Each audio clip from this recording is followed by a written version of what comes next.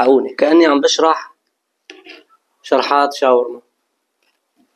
الله يا أخي اللي سماني دكتور بهارات فعلا الله يذكره بالخير. معلقتين من دبس الفليفلة، هلا هيك تقريبا لكيلو تقريبا بعطي معلقة. هاي تختلف تتبيلات البيت عن المطاعم، وهي ل 600 جرام. نص بردقانة تمام بقشرة، بسم الله. كمان نص ليمونة، لكن قشرتها نص بنص لأنه كمان بدي استخدم الليمون في مكان تاني. بسم الله. الثوم 4-5 أسنان تقريبا بيطلعوا معلقة إلا شوي. فنجان من الخل. بالنسبة للملح راح أحط تقريبا معلقة وشوي. فيكم تستخدموا لبن، أنا حطيت خل وبحبها تكون حمراء، ما بحب تكون بيضة. حط شوية مي تقريبا أقل من نص لتر. بقول بسم الله ونشغل. بسم الله الرحمن الرحيم. هلا وقت الدوشة.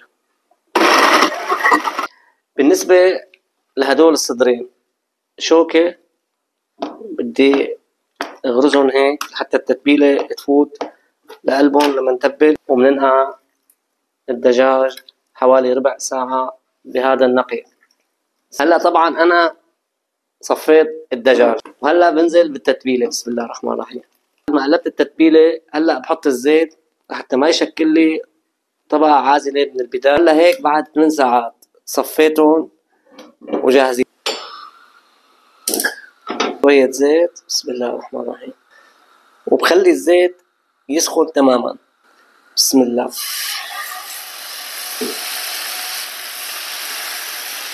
هذا الصوت اللي بدي اسمعه.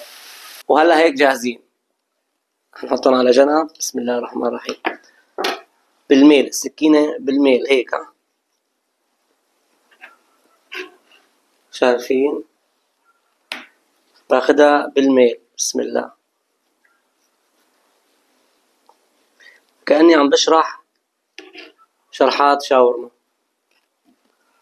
كمان على هذا الجنب. طبعا هلا هيك مستويين، بدي اخذ لهم وش كمان، يا بالفرن يا على الغاز بنفس الطريقة وبنفس المقلاية. شايفين؟ هلا هدول كمان هيك. أهم شي يكونوا شايفين مستويين من جوا. شايفين؟ بسم الله ما شاء الله. شايفين؟ هاي على المقلاية بدون فرن وبدون شي. عم يستوي بقية السيخ بالفرن. حنعملكم